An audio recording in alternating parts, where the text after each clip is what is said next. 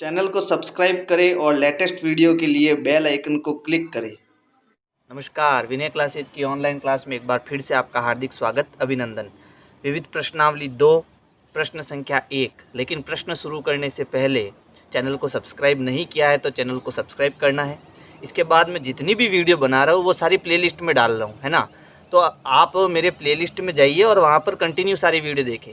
अगर आपको प्लेलिस्ट पता करनी है कैसे मिलेगी तो वीडियो को एंड तक देखिए। एंड में मैंने एक छोटी सी वीडियो डाली है कि आपको मेरी प्लेलिस्ट कैसे मिलेगी।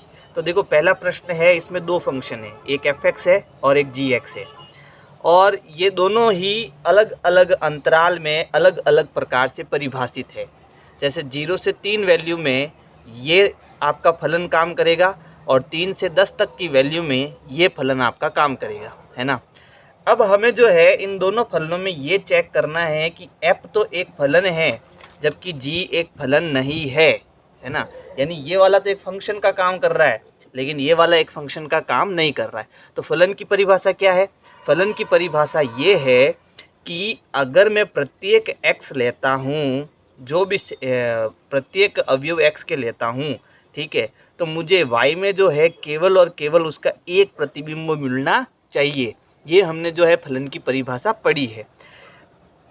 किसी एक x की वैल्यू पर मुझे उसके दो प्रतिबिंब अगर मिल जाते हैं तो वो आपका फलन नहीं होगा।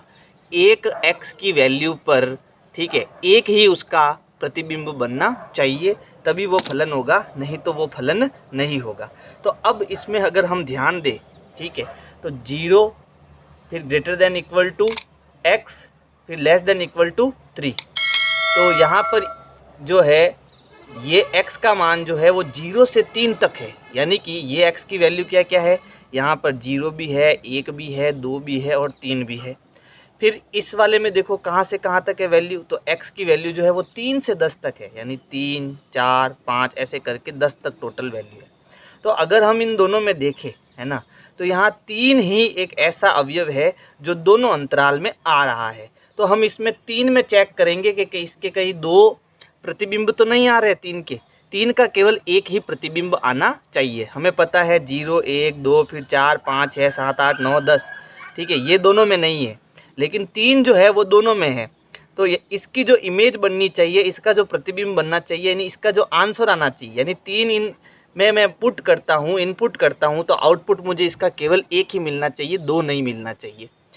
तो इसमें तो ये करना है। फिर इसमें देखो, इसमें है 0 से 2, यानी x की वैल्यू जो है वो 0 से 1 और 2 ये वैल्यू है। और इसमें फिर जो 3x है उसमें कितनी वैल्यू है, 2 से लगाकर 10 तक टोटल वैल्यू है। तो इसमें हमें 2 पर चेक करना है कि 2 की कितनी इमेज बनती है। समझ में आ गया? तो यहाँ पर मैं fx लूँगा, है ना, fx, x की जगह में 3, क्योंकि मुझे 3 पर चेक करना है इसकी कितनी वैल्यू मिलती है। तो f3 पर मैं फंक्शन चेक करूँगा, तो f3 पर मेरा ये फंक्शन भी काम आएगा और f3 पर मेरा ये फंक्शन भी काम आएगा। तो सबसे पहले मैं ऊपर वाले को लूँगा, तो ये है x की घात 2 और x मैंने कितना लिया 3, तो 3 का स्क्वायर कितना होता है 9। यानी अगर मैं इनपुट 3 करता हूँ तो मुझे आउटपुट कितना मिलता है, 9 मिलता है। यानी अगर मैं इनपुट 3 करता हूँ, ठीक है, ये x की वैल्यू, ये y की वैल्यू, 3 पर मुझे कितना मिलता है, 9 मिलता है।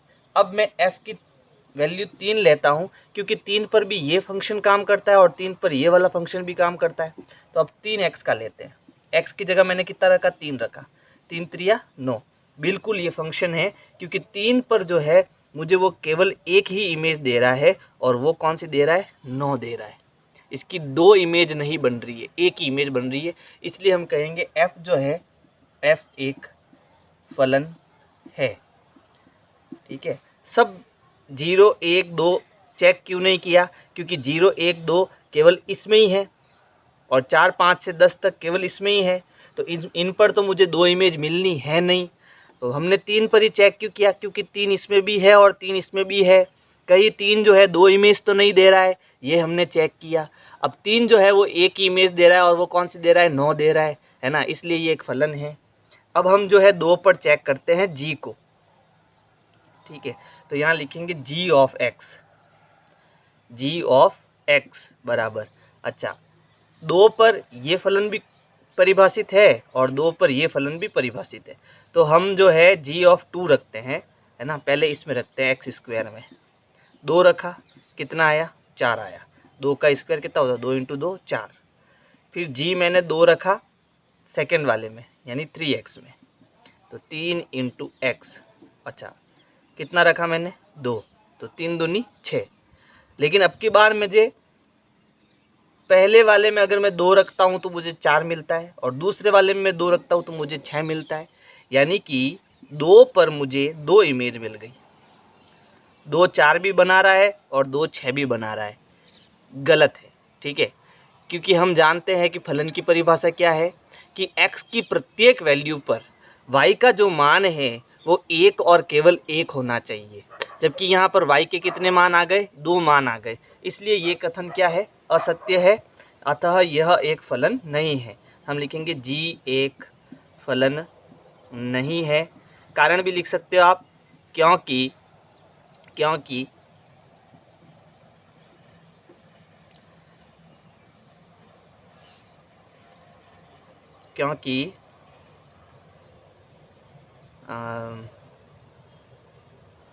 दो पर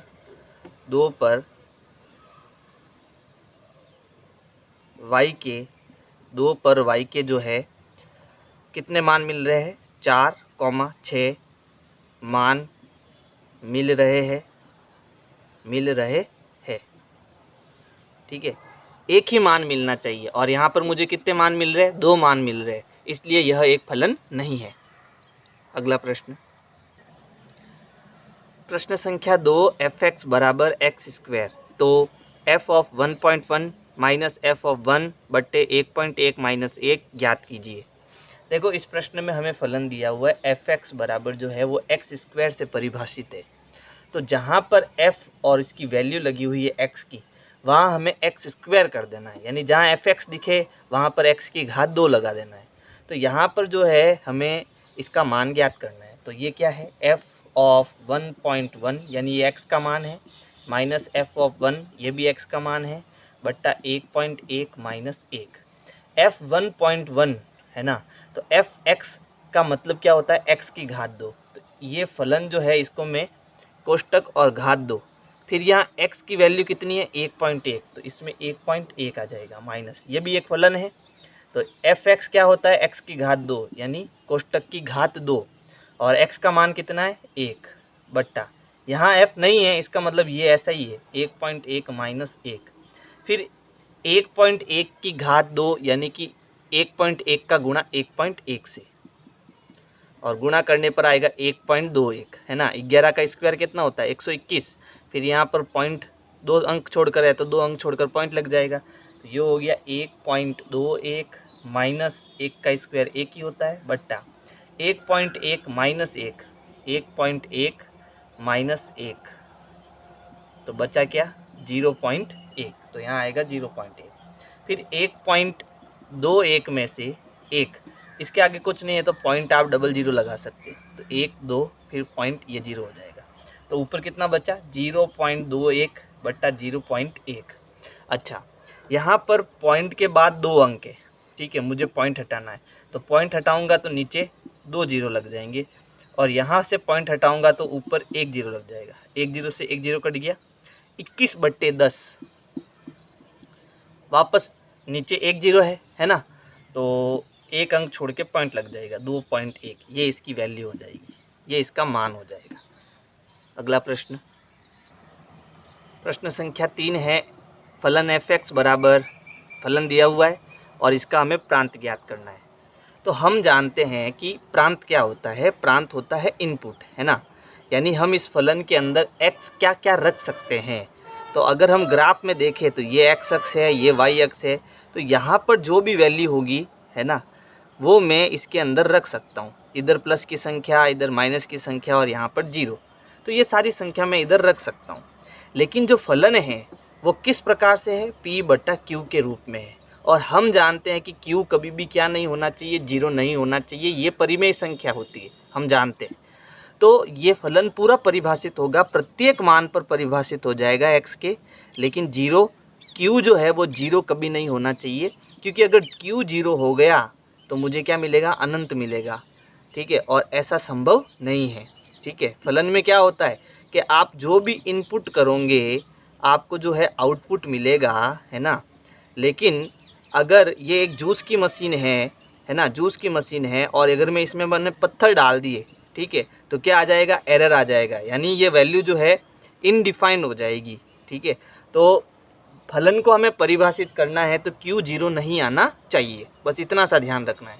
तो हम कहेंगे फलन परिभाषित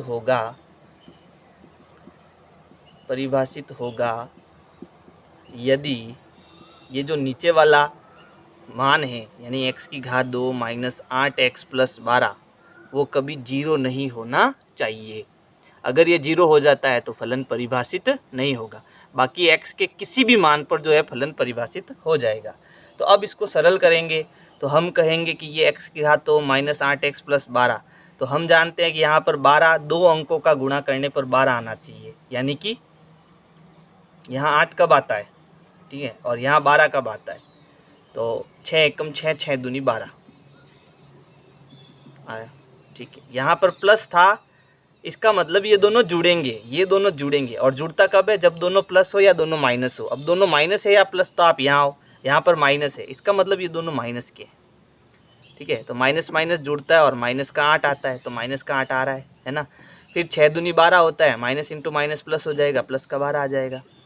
तो ये जो मेरे पास इसके गुणनखंड आए वो है -6 और -2। आप चाहो तो इसको डायरेक्ट लिख सकते हो x - 6 और x - 2, कोई प्रॉब्लम नहीं। अब इसको अगर आपको सरल भी करना है तो कैसे करोगे, देखो यहाँ पर मैं -8 को 2 टुकड़ों में बांट दूंगा। इसको मैं लिख सकता हूँ -6x - 2x, क्योंकि दोनों को ऐड करूँगा वापस -8x मिलेगा। तो मैं जो है -8x को इसमें 2 भागों में डिवाइड कर सकता हूँ। फिर यहाँ देखो मेरे पास ये वाला और ये वाला कपल लेना है और इसमें मुझे कॉमन लेना है। तो इन दोनों में कॉमन क्या आ रहा है, x कॉमन आ रहा है, तो बचा क्या, यहाँ और यहाँ से एक x कॉमन आ गया तो x बचा, माइनस यहाँ से x कॉमन आ गया तो यहाँ 6 बचा। फिर मैंने माइनस कॉमन लिया, यहाँ पर देखो माइनस कॉमन लिया, इसके साथ दोनों में है, यहाँ पर 6 का 12 का मतलब क्या है, 6 इंटू 2, तो 2 इसमें भी है और 2 इसमें भी है, तो 2 बाहर आ गया, तो यहाँ बचा क्या, x। फिर देखो यहाँ पर क्योंकि मैंने बाहर माइनस लिया है तो यहाँ चिन्ह चेंज हो जाएगा, ये माइनस हो जाएगा। फिर यहाँ पर क्या बचा, 2 कॉमन आ गया तो 6 बचा, और ये 0 नहीं होना चाहिए। फिर देखो इन दोनों में, इसमें और इसमें दोनों में x - 6 है, तो मैं x - 6 कॉमन लूँगा, और ये क्या आया, x - 2, ये 0 नहीं होना चाहिए। आप इसको सीधा ऐसे कर सकते थे, यानी ये लाइन के बाद सीधी ये लाइन लिख सकते हो, कोई प्रॉब्लम नहीं है। ठीक है, तो यहाँ पर हम जानते हैं कि ये 0 कब होगा, ठीक है, यहाँ 0 कब नहीं होगा, जब ये x - 6 जो है वो 0 नहीं हो और x - 2 जो है वो 0 नहीं हो। ये माइनस का 6 उधर जाएगा तो प्लस का हो जाएगा, और ये जो है -2 उधर जाएगा तो प्लस का हो जाएगा। तो एक तो मुझे 6 इसमें नहीं रखना है और मुझे 2 जो है इसमें नहीं रखना है। इसके अलावा आप r का मतलब वास्तविक संख्याओं का कोई भी मान रखो, ये फलन जो है परिभाषित होगा। तो मैं कहूँगा इसका जो प्रांत है, ठीक है, इसका जो प्रांत है वो क्या होगा कि ऑल रियल नंबर, यानी सभी वास्तविक संख्याएं, लेकिन जो है 2 और 6 को छोड़कर, 2 और 6 को छोड़कर। क्या हुआ इसको, 2 और 6 को छोड़कर। अब आपने अगर यहाँ पर ऐसा कोष्टक बना दिया या फिर ऐसा कोष्टक बना दिया तो ध्यान रखना गड़बड़ हो जाएगी। आपको ये मंझला कोष्टक ही बनाना है। इसका मतलब ये एक सेट है, इसमें 2 अवयव है, 2 और 6, और इस छोटे ब्रैकेट का मतलब होता है 2 से 6 तक की सभी संख्या, लेकिन 2 और 6 को छोड़कर। इसमें 2 6 का मतलब होता है 2 3 4 4 5 और 6, ये सारी संख्या, इसका मतलब ये है। और इसका मतलब क्या है, 3 4 5, ये सारी संख्या इसका मतलब है। तो आपको ये मंझला कोष्टक बनाना है प्रांत में, इसका थोड़ा ध्यान रखना है आपको। अगला प्रश्न, प्रश्न संख्या 4। देखो इस प्रश्न में जो है हमें एक फलन दिया हुआ है f(x) बराबर √x - 1 द्वारा परिभाषित एक वास्तविक फलन f का प्रांत और परिसर हमें ज्ञात करना है। हम जानते हैं कोई भी फलन जो होगा f(x) वो कब अपरिभाषित होगा, जब आपके कोई p/q की संख्या हो और ये q आपका 0 आ जाए, तब ये अपरिभाषित होगा फलन। दूसरा कब अपरिभाषित होगा, जब कोई रूट की संख्या हो, ठीक है, और ये x अगर माइनस की संख्या आ गई, मान लो माइनस का रूट 2 आ गया, तो ये वास्तविक संख्या नहीं होगी, ये काल्पनिक संख्या हो जाएगी, ठीक है। तब भी हम कहेंगे कि ये जो है फलन अपरिभाषित हो गया। तो अब की बार जो फलन है वो अपरिभाषित कब होगा, जब इसके अंदर माइनस की संख्या आ जाएगी। तो अब इसके अंदर माइनस की संख्या नहीं आए, इसके लिए क्या करना, इसके लिए आपको चाहिए कि इसके अंदर सारी की सारी पॉजिटिव संख्या रखो, या फिर आप 0 रख दो, ठीक है, 0 रख दो या फिर पॉजिटिव संख्या रख दो, माइनस की संख्या आपको नहीं रखनी है। तो मैं कहूँगा जो x है वो आपको सारा के सारा 0 से बड़ा और 0 के बराबर रखना है, तभी ये फंक्शन जो है परिभाषित होगा। तो यहाँ पर हम एक लाइन लिखकर इसकी शुरुआत करेंगे। पहले मैं प्रांत ज्ञात कर रहा हूँ, फिर परिसर ज्ञात करूँगा, है ना। अच्छा, तो यह फलन परिभाषित होगा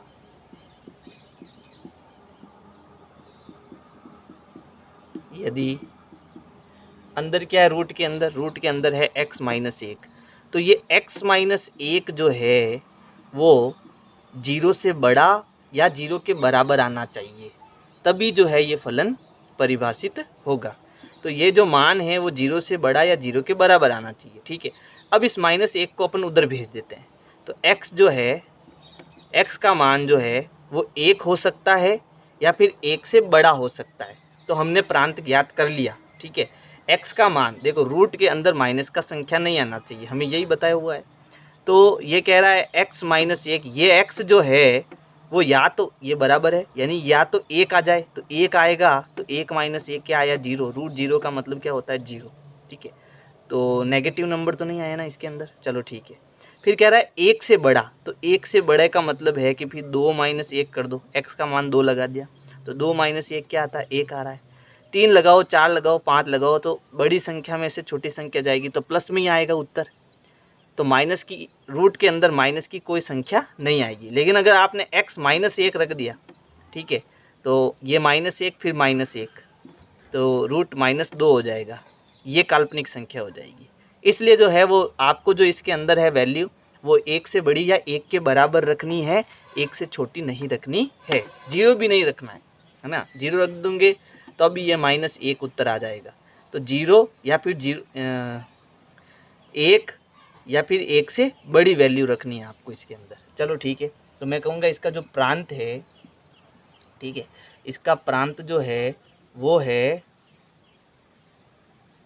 एक तो आपके 1 रख सकते हो और 1 से बड़ी कोई भी संख्या रख सकते हो, 1 रख सकते हो इसलिए बड़ा ब्रैकेट यहाँ पर, और प्लस का अनंत, इसका मतलब 1 2 3 4 5 6 7 8 9 10 1 लाख 1 करोड़ अनंत तक आप कोई भी संख्या रख सकते हो, ठीक है। तो यहाँ पर छोटा ब्रैकेट बनाना है, क्योंकि अनंत हमें पता नहीं होता है कितना होता है, इसलिए यहाँ छोटा ब्रैकेट।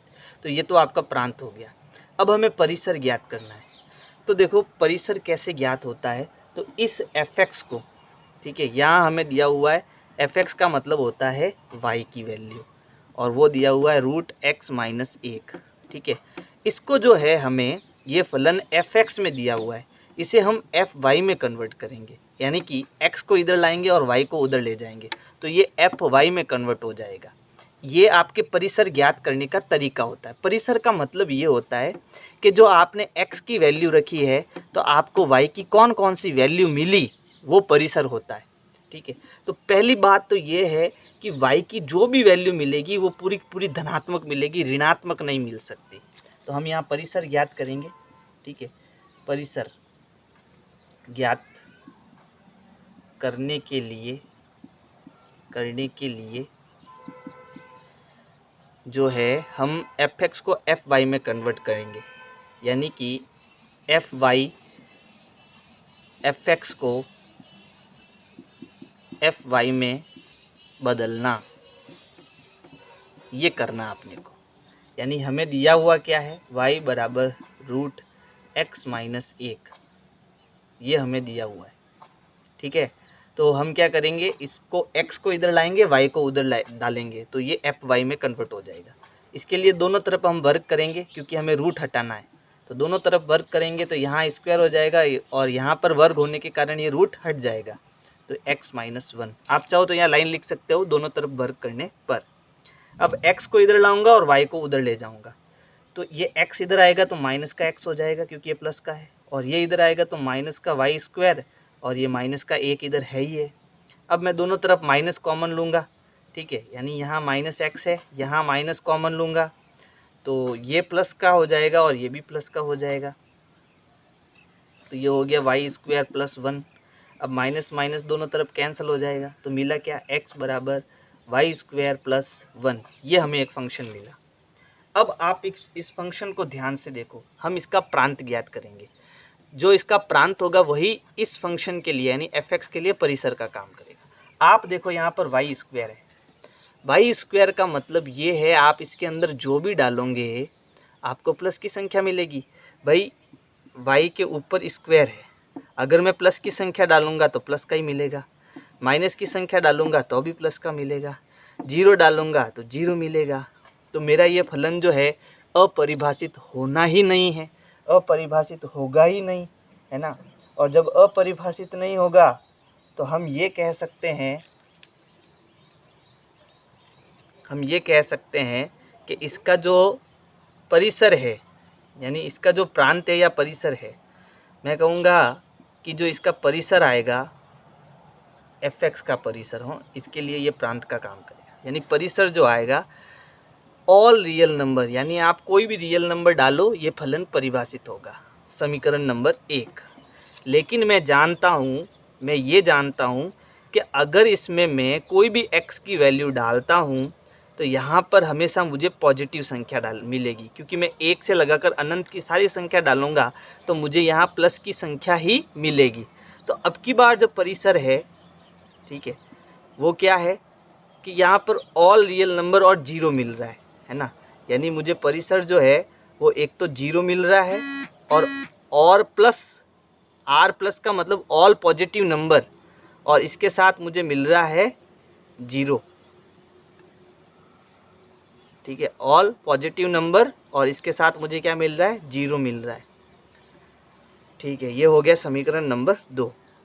यानी अगर मैं इसको फंक्शन को y में कन्वर्ट करता हूँ, f(y) में कन्वर्ट करता हूँ, तो यहाँ पर मैं r का मान कुछ भी रख सकता हूँ, लेकिन मैं जानता हूँ कि मुझे इस फलन के अकॉर्डिंग x का जो भी मान रखता हूँ मुझे हमेशा पॉजिटिव नंबर और जीरो मिल सकता है, ठीक है, ये दो चीज़ें मिल सकती है। तो इन दोनों का जो कॉमन होगा वही इसका परिसर होगा, ठीक है। तो अब ये क्या कह रहा है, ये कह रहा है कि आप जो है जीरो और ये प्लस की अनंत और ये माइनस की अनंत सब कुछ रख सकते हो, लेकिन समीकरण 2 क्या कह रही है, समीकरण 2 कह रही है आर प्लस यानी कि सिर्फ पॉजिटिव संख्या और जीरो यानी यूनियन मतलब जीरो, ये वाली संख्या आपको मिल रही है। तो अब अगर इनका कॉमन करें यानी दोनों लाइनें कहाँ है, दोनों लाइनें यहाँ पर है, तो आपको क्या मिल रहा है परिसर में, तो हमें परिसर में जो है फाइनली मिल रहा है एक तो जीरो मिल रहा है और प्लस की अनंत संख्या मिल रही है। तो ये आपका परिसर हो जाएगा, यहाँ पर ये फाइनल परिसर निकल के आएगा। यहाँ लिख सकते हो समीकरण 1 तथा 2 से परिसर बराबर 0 से लगाकर अनंत तक की सारी संख्या। तो अगर मेरी वीडियो आपको पसंद आ रही है तो लाइक करो, सब्सक्राइब करो, शेयर करो, कमेंट करो। देखो इस प्रश्न को हम शॉर्ट में भी कर सकते थे। शॉर्ट में कैसे कर सकते थे, ये देखो यहाँ पर शॉर्ट में हम ऐसे कर सकते थे। हमें यहाँ पर क्या मिला, x is greater than equal to 1। हमें ये वाला फंक्शन बनाना है। क्या करेंगे, दोनों तरफ -1 दोनों तरफ ऐड करेंगे, तो ये हमें मिलेगा x minus 1 is greater then 1 minus 1। मैंने क्या किया, दोनों तरफ -1 ऐड किया, ठीक है। तो ये 1 और 1 में से 1 गया, 0 हो गया, तो x minus 1 is greater then 0। अब मैं यहाँ रूट लगाऊंगा दोनों तरफ वर्ग मूल लेने पर, तो ये हो गया root x minus 1 greater than equal to 0। 0 का रूट 0 ही होता है, ठीक है। अच्छा, अब यहाँ पर आप ध्यान दो, यहाँ x की वैल्यू में क्या क्या रख सकता हूँ, ठीक है।